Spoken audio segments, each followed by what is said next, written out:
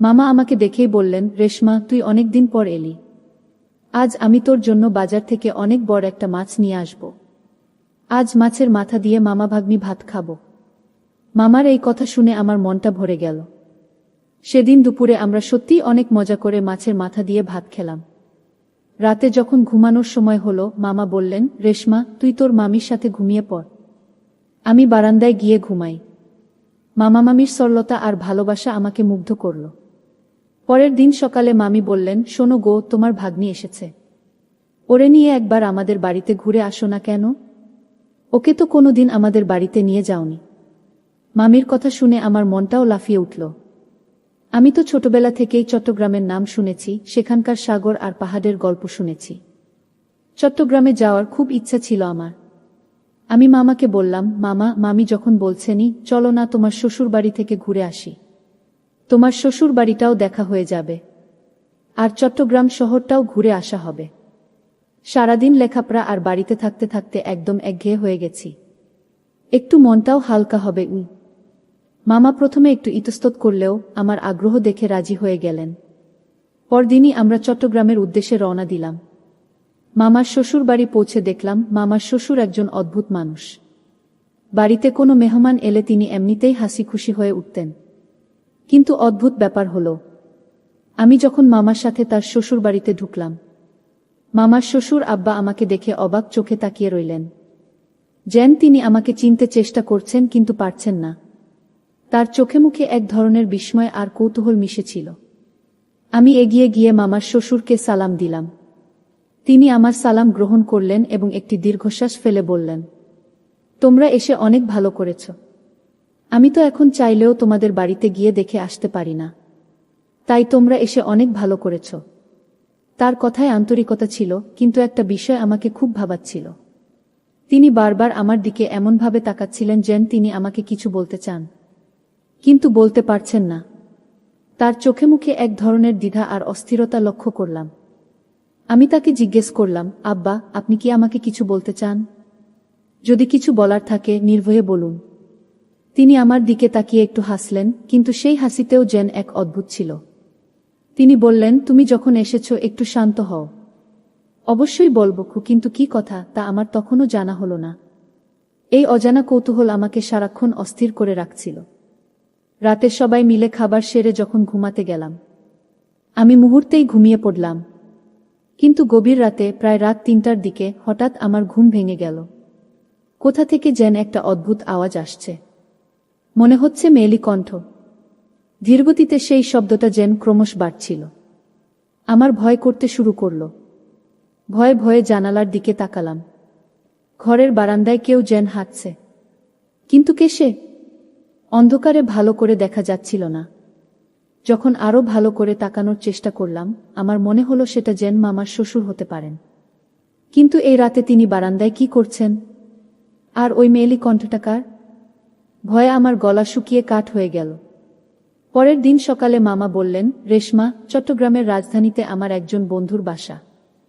সে phone করেছে তার সাথে একটু সাক্ষাৎ করার জন্য। কিছু জরুরি কথা আছে, আমার না গেলেই নয়। তো রেশমা, তুমি আজ আমার শ্বশুর বাড়িতেই থাকো। আমি আজ রাতটা বন্ধুর বাসায় থাকব, তারপর সকালে চলে আসব। মামার কথা শুনে আমার মনে মনে ভয় হলো।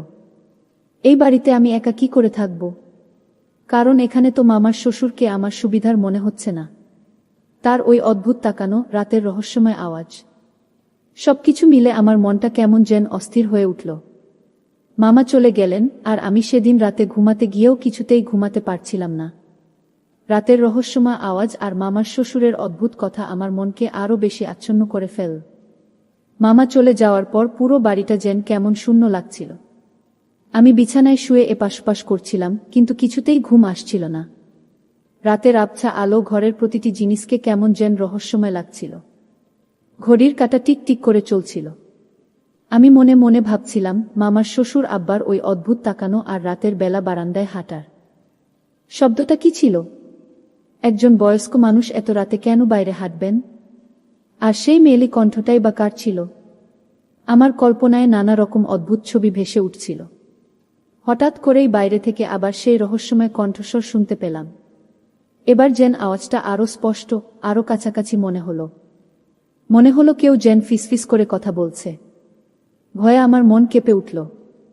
আমি চাদরটা গায়ে জড়িয়ে নিলাম আর ঘুমানোর চেষ্টা করলাম, কিন্তু কৌতূহল আমাকে স্থির থাকতে দিল না। আমি ধীরে ধীরে বিছানা থেকে নেমে জানালার কাছে গেলাম। পর্দা সরিয়ে সাবধানে বাইরে তাকালাম। চাঁদের আবছা আলো বারান্দাটা কিছুটা দেখা যাচ্ছিল।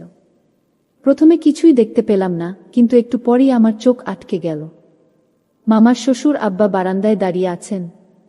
তিনি একটা গাছের দিকে এক দৃষ্টিতে তাকিয়ে আছেন, আর তার ঠোঁট নড়ছে যেন তিনি কারোর সাথে কথা বলছেন।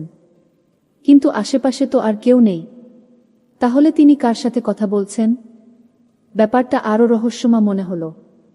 আমি ভালো করে খেয়াল করলাম, তার চোখগুলো কেমন যেন ঘোলাটে দেখাচ্ছিল, আর তার মুখটা ভীষণ মলিন।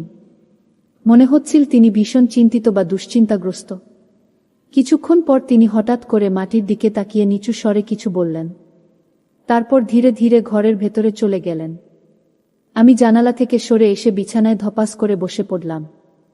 আমার সারা শরীর ভয়ে কাঁপছিল। কি দেখলাম আমি? মামার শ্বশুর কি ঘুমের ঘোরে কথা বলছিলেন, নাকি অন্য কোনো রহস্য লুকিয়ে আছে? এই চিন্তায় আমি সারা রাত আর ঘুমাতে পারলাম না। ভোরের আলো ফুটতেই আমার চোখে একটু ঘুম নামল। সকালে ঘুম ভাঙতেই দেখি মামি আমার পাশে বসে আছেন। তিনি বললেন, কি রে রেশমা, তোর শরীর খারাপ লাগছে নাকি? মুখটা এমন ফ্যাকাশে লাগছে কেন? আমি মামির দিকে তাকালাম। রাতের ঘটনাগুলো তাকে বলার সাহস হলো না। ভাবলাম তিনি হয়তো আমাকে বকা দেবেন বা বিশ্বাসই করবেন না। তাই মিথ্যা করে বললাম, না মামি, তেমন কিছু না। রাতে ভালো ঘুম হয়নি তাই। মামি চিন্তিত মুখে বললেন, সাবধানে থাকিস। শরীর খারাপ লাগলে বলবি। সকালের নাস্তা করার সময় মামার শ্বশুর আব্বাকে দেখলাম। তিনি স্বাভাবিক আছেন, যেন রাতে কিছুই হয়নি। তিনি আমার দিকে তাকিয়ে হাসি মুখে বললেন, কি রেশমা, রাতে ভালো ঘুম হয়েছে তো? তার এই প্রশ্ন শুনে আমার মনে হলো তিনি যেন আমাকে বিদ্রূপ করছেন। আমি শুধু মাথা নাড়লাম। নাস্তা শেষ করে তিনি বাইরে গেলেন। আমি সুযোগ বুঝে মামিকে জিজ্ঞেস করলাম, মামি, আব্বা রাতে বারান্দায় হাঁটেন নাকি? মামি একটু অবাক হয়ে আমার দিকে তাকালেন। কেন রে, কি হয়েছে?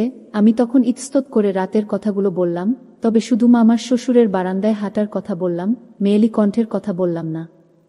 মামি সব শুনে দীর্ঘশ্বাস ফেললেন। আসলে কি জানিস, আব্বা আজকাল রাতে একটু অন্যরকম আচরণ করেন। তার ঘুমটা ভালো হয় না। মাঝে মধ্যে এভাবে বারান্দায় হাঁটাহাঁটি করেন। মনে হয় যেন কারো সাথে কথা বলছেন। আমরা প্রথমে ভয় পেলেও এখন মোটামুটি অভ্যস্ত হয়ে গেছি। ডাক্তার দেখিয়েছিলাম, ডাক্তার বলেছেন এটা বার্ধক্যের কারণে হতে পারে। মামির কথা শুনে আমার মনে একটু স্বস্তি ফিরে এলো, কিন্তু পুরোপুরি স্বস্তি পেলাম না। মামি হয়তো সবটা জানেন না বা আমাকে বলতে চান না। মনে হলো, কিন্তু মামি বলল, তুমি আসার পর থেকেই আমার বাবা একটু বেশিই অদ্ভুত হয়েছে। এই রহস্যের পেছনে আরও গভীর কিছু লুকানো আছে। মামির কথা শুনে খানিকটা স্বস্তি পেলেও আমার মন থেকে সন্দেহ পুরোপুরি কাটল না। বার্ধক্যজনিত সমস্যা? কিন্তু রাতের সেই মেয়েলি কণ্ঠস্বরটা কি ছিল? মামি হয়তো সবটা জানেন না, অথবা আমাকে জানাতে চান না। সারাদিন আমার মাথায় ঘুরপাক খাচ্ছিল এই চিন্তা। আমি মনে মনে ঠিক করলাম, এই রহস্যের আমাকে জানতেই হবে। সেদিন বিকেলে আমি বাড়িটা ভালো করে ঘুরে দেখার সিদ্ধান্ত নিলাম। বাড়িটা বেশ পুরনো, তবে পরিপাটি করে সাজানো। আমি প্রতিটি ঘর, প্রতিটি কোণ খুঁটিয়ে দেখতে লাগলাম। মামার শ্বশুর আব্বা তখন বারান্দায় বসে খবরের কাগজ পড়ছিলেন। আমি লক্ষ্য করলাম তার চোখ দুটো মাঝে মাঝে অস্থিরভাবে চারদিকে ঘুরছে, যেন তিনি কিছু খুঁজছেন। হাঁটতে হাঁটতে আমি বাড়ির পেছনের দিকে গেলাম। সেখানে একটা ছোট বাগান ছিল, আর বাগানের এক কোণে একটা পুরনো ভাঙা ঘর দেখতে পেলাম। ঘরটা লতাপাতায় ঢাকা, আর তার দরজা জানালাগুলো ভাঙা। দেখে মনে হচ্ছিল বহুদিন ধরে ঘরটা তালাবন্ধ। আমার মনে হলো এই ঘরের ভেতরেই হয়তো কোনো রহস্য লুকিয়ে আছে। আমি কৌতূহলবশত ঘরের কাছাকাছি গেলাম। একটা ভাঙা জানালা দিয়ে ভেতরে উকি মারার চেষ্টা করলাম, কিন্তু অন্ধকার আর ধুলোবালির জন্য কিছুই দেখা যাচ্ছিল না। ঘরের ভেতরে একটা গন্ধ পাচ্ছিলাম। হঠাৎ করেই পেছন থেকে মামির ডাক শুনতে পেলাম, রেশমা, ওখানে কি করছিস? ওটা একটা ভাঙা ঘর, ভেতরে সাপ থাকতে পারে। এদিকে আয়। মামির কথায় আমি চমকে উঠলাম। তিনি দ্রুত আমার কাছে এসে আমাকে টেনে নিয়ে গেলেন। তার চোখে এক ধরনের ভয় আর সতর্কতার ছাপ দেখলাম। মামি বললেন, ও ঘরে কেউ যায় না, যেতেও নেই। ওটা আমাদের একটা পুরনো গুদাম ঘর, ওখানে কিছুই নেই। মামির কথায় কেমন যেন একটা ধোঁয়াশা মনে হলো। গুদাম ঘর? কিন্তু তার আচরণে মনে হলো তিনি কিছু লুকাতে চাইছেন। সেই রাতেও আমার ঘুম আসছিল না। রাতের খাবারের পর মামার শ্বশুর আব্বা যথারীতি তাড়াতাড়ি ঘুমিয়ে পড়লেন। মামিও কিছুক্ষণ পর ঘুমাতে গেলেন। আমি বিছানায় শুয়ে কান পেতে রইলাম। প্রায় মাঝরাতে আবার সেই ফিসফিস আওয়াজ। এবার আওয়াজটা যেন আরও স্পষ্ট। মনে হলো কেউ যেন কাঁদছে। আমার মন আরও অস্থির হয়ে গেল। আমি আর নিজেকে ধরে রাখতে পারলাম না। ধীরে ধীরে বিছানা থেকে নেমে আসলাম। এবার আর জানালার পাশে নয়, সরাসরি ঘরের দরজা খুলে বারান্দায় তাকালাম। আবছা আলো দেখলাম, মামার শ্বশুর আব্বা আবার সেই গাছের দিকে তাকিয়ে আছেন। তিনি ফিসফিস করে কিছু বলছেন, আর তার হাত দুটো কেমন যেন বাতাসে কিছু আঁকড়ে ধরার চেষ্টা করছে। আমি আরও ভালো করে খেয়াল করলাম, তার চোখ থেকে জল গড়িয়ে পড়ছে। তিনি কাঁদছেন।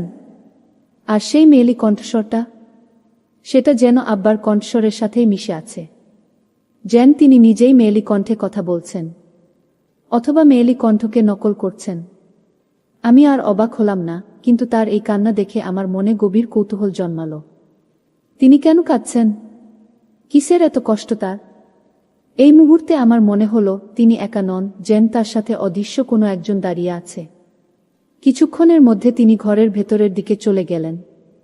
আমি দ্রুত নিজের ঘরে ফিরে আসলাম। আমার মনে হলো এই রহস্যের সমাধান হয়তো ওই ভাঙা ঘরটার সাথেই জড়িত, যার কথা মামি লুকাতে চেয়েছিলেন। মামার শ্বশুরের কান্না দেখে আমার মনটা খুব খারাপ হয়ে গেল। একই সাথে কৌতূহল আরও বেড়ে গেল। তার কান্নার কারণ কি? আর সেই ভাঙা ঘরের সাথে এর কি কোনো সম্পর্ক আছে? পরদিন সকালে আমি মনে মনে ঠিক করলাম, আজ যেভাবেই হোক সেই ভাঙা ঘরটার রহস্য উন্মোচন করব। সকালে নাস্তার পর মামার শ্বশুর আব্বা যথারীতি বাইরে গেলেন। মামি বাড়ির কাজকর্মে ব্যস্ত ছিলেন। এটাই সুযোগ। আমি চুপি চুপি বাড়ির পেছনের দিকে সেই ভাঙা ঘরটার দিকে গেলাম। মামি যাতে টের না পান সেদিকে সতর্ক দৃষ্টি রাখছিলাম। ঘরটার চারদিকে ঘন লতাপাতা আর আগাছা জমে আছে। ঘরের কপাট দুটো ভাঙা, আর চারপাশে মাকসার জাল। ভেতরে ঢোকার আগেই একটা দুর্গন্ধ নাকে এলো। ঘরের ভেতরে ঢুকেই আমার গা শিউরে উঠল। ধুলো আর আবর্জনার স্তূপের মাঝে ঘরের কোনায় একটা পুরনো আলমারি দেখতে পেলাম। আলমারির পাল্লা দুটো খোলা, আর ভেতরে কিছু পুরনো কাপড় চোপড় আর ভাঙাচোরা জিনিসপত্র এলোমেলোভাবে পড়ে আছে। ঘরের মধ্যে আলো প্রবেশ করতে না পারায় পুরো ঘরটা অন্ধকারাচ্ছন্ন ছিল। আমি সাবধানে ভেতরে ঢুকলাম। আমার চোখ অভ্যস্ত হতে কিছুটা সময় লাগল। আমি আলমারির দিকে এগিয়ে গেলাম। সেখানে একটা পুরনো কাঠের বাক্স দেখতে পেলাম। বাক্সটার উপরে পুরো ধুলোর আস্তর। আমি সাবধানে বাক্সটা খুললাম। বাক্সটার ভেতর থেকে একটা পুরনো ডায়েরি আর কিছু পুরনো চিঠি বেরিয়ে এলো। ডায়েরিটা দেখতে বেশ পুরনো, পাতাগুলো হলদে হয়ে গেছে। আমার মনে হলো এই ডায়েরির মধ্যেই হয়তো রহস্যের চাবিকাঠি লুকানো আছে। আমি দ্রুত ডায়েরিটা হাতে তুলে নিলাম। ডায়েরিটার প্রথম পাতায় লেখা ছিল একটা নাম, জোহরা গুল। নিচে তারিখ ছিল অনেক বছর আগের। আমি পাতা উল্টে পড়তে শুরু করলাম। ডায়েরির পাতায় পাতায় লেখা ছিল এক নারীর দুঃখভরা জীবনের গল্প। জোহরা ছিলেন মামার শ্বশুরের একমাত্র মেয়ে। জোহরা খুব অল্প বয়সেই এক ছেলেকে ভালোবেসেছিলেন, কিন্তু তার বাবা মা সেই সম্পর্ক মেনে নেননি। জোহরার বাবা তাকে জোর করে অন্য এক ছেলের সাথে বিয়ে দিতে চেয়েছিলেন, কিন্তু জোহরা সেই বিয়েতে রাজি ছিলেন না। ডায়েরিতে লেখা ছিল জোহরা তার প্রেমিকের সাথে পালিয়ে যেতে চেয়েছিলেন, কিন্তু পারেননি। এক রাতে তিনি বাড়ি থেকে পালিয়ে যান, আর তারপর তাকে আর খুঁজে পাওয়া যায়নি। তার বাবা মা অনেক খোঁজাখুঁজি করেও তার কোনো সন্ধান পাননি। ডায়েরিটা পড়তে পড়তে আমার চোখ ভিজে উঠল। জোহরার জীবনের করুণ পরিণতি আমাকে গভীরভাবে নাড়া দিল। ডায়েরির শেষ পাতায় লেখা ছিল, আমি জানি না আমার ভাগ্যে কি আছে। আমার বাবা মা আমাকে ভালোবাসেন না। আমি শুধু চাই আমার ভালোবাসার মানুষকে ফিরে পেতে। যদি তা না হয় তবে আমি এই পৃথিবীতে আর বেঁচে থাকতে চাই না। এই লাইনগুলো পড়ে আমার মনে হলো জোহরা হয়তো মারা গিয়েছিল। কিন্তু তাহলে মামার শ্বশুরের রাতের কান্নার কারণ কি? আর সেই মেয়েলি কণ্ঠস্বর? আমি আরও কিছু চিঠি পেলাম। সেগুলো জোহরার লেখা। চিঠিতেও তার দুঃখ, ভালোবাসা আর বাবা মায়ের প্রতি অভিমানের কথা লেখা ছিল। সবশেষে একটা পুরনো ছবি পেলাম। ছবিতে জোহরা হাসি মুখে দাঁড়িয়ে আছেন, দেখতে অনেক সুন্দর। ছবিটার পেছনে লেখা ছিল, তোমার জোহরা গু। আমি ডায়েরি আর চিঠিগুলো নিয়ে দ্রুত ঘর থেকে বেরিয়ে আসলাম। আমার মনে হলো, জোহরার বাবা অর্থাৎ মামার শ্বশুর আব্বা হয়তো এখনও তার মেয়েকে হারানোর শোক ভুলতে পারেননি। রাতের বেলা তিনি জোহরার কথা ভেবে কাঁদেন। আর জোহরার কণ্ঠস্বর তিনি হয়তো নিজের মনেই শোনেন। তার আচরণ, তার চোখের জল, সবকিছু এখন স্পষ্ট হল। জোহরার ডায়েরি আর চিঠিগুলো পড়ে আমার মনটা এক গভীর বিষাদে ভরে গেল। মামার শ্বশুরের রাতের কান্নার কারণ আর সেই রহস্যময় মেয়েলি কণ্ঠের পেছনের সত্যটা আমার কাছে এখন পরিষ্কার। তিনি নিজের মেয়ে হারানোর যন্ত্রণা ছটফট করছেন, আর তার মনে জোহরার কণ্ঠেই প্রতিধ্বনিত হচ্ছে। এই শোক তাকে প্রতিনিয়ত কুরে কুরে খাচ্ছে। আমি ডায়েরি আর চিঠিগুলো সাবধানে আমার ব্যাগে রাখলাম। মনে মনে ভাবলাম, মামিকে সব কথা খুলে বলা উচিত। এই দুঃখ শুধু মামার শ্বশুরের একার নয়, পুরো পরিবারের। মামি হয়তো জোহরার নিখোঁজ হওয়ার কারণ সম্পর্কে অস্পষ্ট ধারণা রাখেন, কিন্তু ডায়েরির ভেতরের গভীরে লুকানো কষ্ট তিনি জানেন না। বিকালে যখন মামার শ্বশুর আব্বা বাইরে থেকে ফিরলেন, তখন আমি মামির কাছে গিয়ে ডায়েরি আর চিঠিগুলো বের করে আনলাম। মামি সেগুলোকে দেখে প্রথমে অবাক হলেন, তারপর আমার দিকে জিজ্ঞাসু দৃষ্টিতে তাকালেন।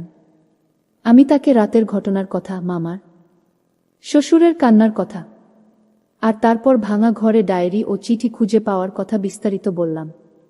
মামির মুখ ক্রমশ ফ্যাকাশে হয়ে গেল। তিনি ডায়েরির পাতাগুলো উল্টে দেখলেন, জোহরার হাতের লেখা দেখে তার চোখ জ্বলে ভরে উঠল। আমরা জানতাম জোহরা চলে গেছে, মামি ফুপিয়ে উঠলেন, কিন্তু এমন মর্মান্তিক পরিণতি হবে তা ভাবতে পারিনি।